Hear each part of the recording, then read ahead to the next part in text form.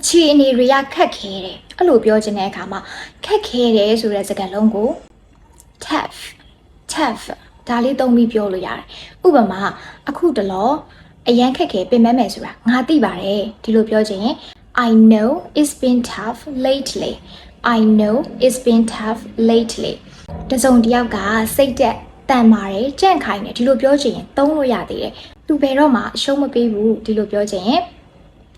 She is a tough woman she never gives up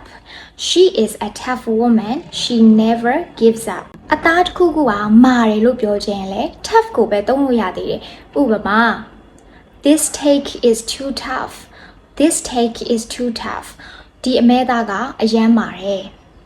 တစုံတစ်ယောက်ကစိတ်တက်ကြနေလို့ကိုကအားပေးစကားပြောချင်တယ်အာတင်တာပါမင်းကစိတ်တက်ကြမ်းခိုင်နေသူပဲတန်မာတဲ့သူပဲလို့ပြောချင်ရင်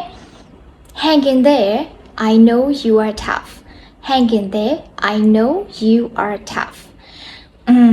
ခက်ခဲရဲဆိုတဲ့အဓိပ္ပာယ်နဲ့လည်းသုံးလို့ရသေးတယ် tough ဥပမာခက်ခဲတဲ့ဆုံးဖြတ်ချက်လို့ပြောချင်ရင် a tough decision a tough decision ဥပမာဒါကခက်ခဲနဲ့ချခဲ့ရတဲ့ဆုံးဖြတ်ချက်ပဲလို့ပြောချင်တယ်ဆိုရင် It was a tough decision to make It was a tough decision to make